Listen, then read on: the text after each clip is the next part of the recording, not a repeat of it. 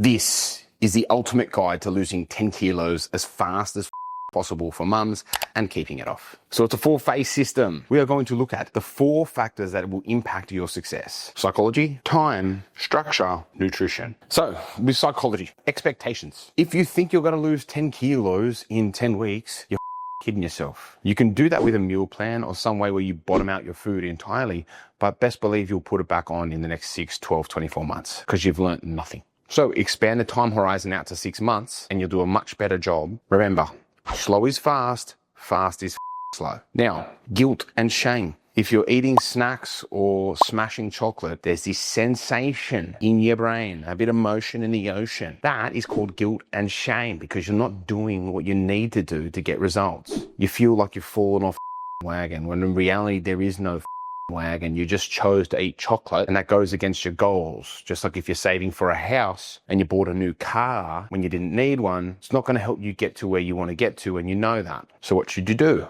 Eat fun food regularly. That's right. Every single day should have a sort of treat to help you navigate and be exposed to the guilt and shame. Because if you identify as an all or nothing mama, guess what you're going to be most days? Nothing. Because if you were all, you wouldn't be watching this video. Let's face facts, you'd be shredded. Resilience. This is the ability to bounce back after a setback. Say you ate like an absolute mong and then you just kept eating like a mong. 0 resilience score. Nada, point blank. But if you ate like a mong and then the next day just started eating like you would normally eat, great success. So the key is to bounce back as soon as you can. Remember, you're only 1 meal away from being on track. And lastly, identity. You got to be the mum that can. Right now, you're a quitter. You've always quit. You've taught yourself it's okay to quit. You've made excuses on why you should quit. Somebody died, kids in hospital, relationship breakdown, when in reality, all you needed to do was eat less and you couldn't do it because you taught yourself it's okay to quit. So becoming the mum that can in all circumstances is what I coach my mums to do each and every day, because fat loss is about being resourceful and learning how to track calories is about being flexible. And if you're none of those things, guess what's going to happen when life gets in the way? You're going to go get fat again, like you've gotten forever. Time. Every mum says they've got sweet all of it, but I guarantee if I went and had a look through your TikTok, your YouTube, or your Instagram, you've got time, hence why you're watching this video. So how can we optimize it? To lose fat reliably, you need 5 minutes of time each and every day to dedicate to a food diary. You can use MyFitnessPal, you can use any food diary you like. Cut back on your expectations. As I said before, this should take you 6 months to do it once and do it right. Don't go blitzing it and trying to lose a kilo every single week because you won't enjoy what you need to do to get there. You need to dedicate at least 10 plus minutes every day to some form of exercise, whether it's parking further away from work so you can increase your step count for the day, taking the stairs instead of the escalator, doing laps of the oval when you drop your kids off to sport instead of sitting in your car or sitting on the sideline, just scrolling and doing sweet all. Make the most of the time that you do have so you can leverage it for success, so you're not on the back foot at the end of the day, spending 30 to 40 minutes trying to catch up on steps and things like that. The structural component to losing your next 10 kilos. You're going to start counting calories. And if you are 100 plus kilos, you're going to be on 14 to 1600. If you're below that number, you're going to be on 1200 to 1400 a day. 80 grams protein. But what happens if I'm eating 1200 a day and not losing weight? You're not. It's impossible. 1200 calories is like nada. If you can't lose weight on that, you're probably not tracking or weighing everything. So do that. Here's a general structure of what your day could look like to hit 80 grams of protein at 1200 calories. So if you have a YoPro and fruit, it's going to be about 250 calories with 20 grams protein. Lunch is going to be some sort of wrap that's 100 to 150 calories with 150 grams of a cooked meat of your choosing, which will hit about 40 grams of protein and roughly 350 to 400 calories within the one meal.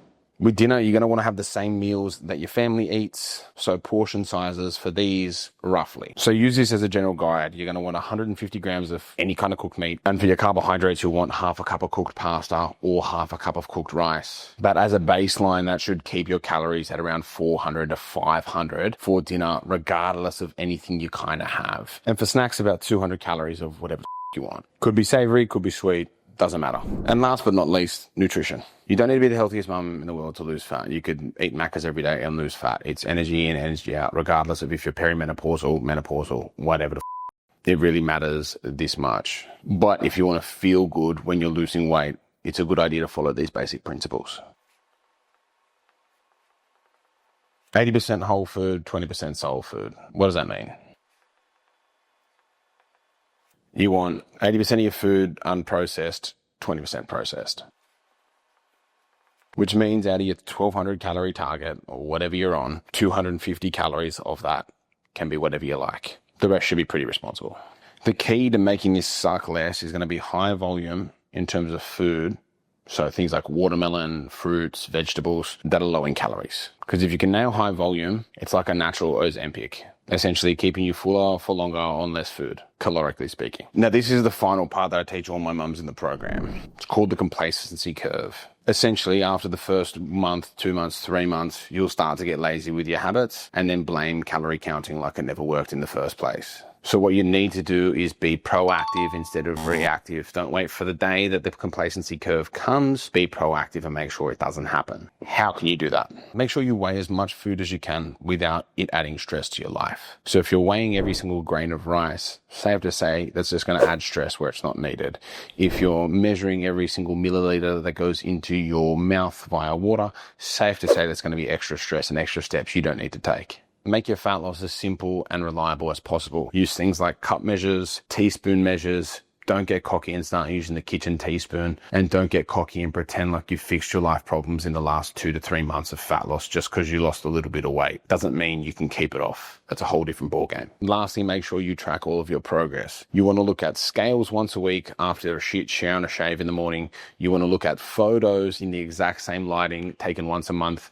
And you want to look at your measurements also done once a month. Now, the reason why we have this frequency in my program is so our mums don't feel overwhelmed by constantly having to weigh in, check in, all this other that's just going to keep you wigged out up here. You're already emotional creatures enough as it is. Plus you add in kids, work, stress, relationships. Safe to say life can get pretty hectic pretty soon, so we want to avoid that at all costs. By doing it this way, you're going to take something that's really, really complex in your life, something that you haven't been able to solve for a long time, and solve it just like that. If you like this video, make sure you subscribe. I drop bangers like this on a regular basis. And if you're interested in coaching, you can find me on Instagram, TikTok, Facebook, and I'll leave a link for coaching down below in the bio. Chat soon.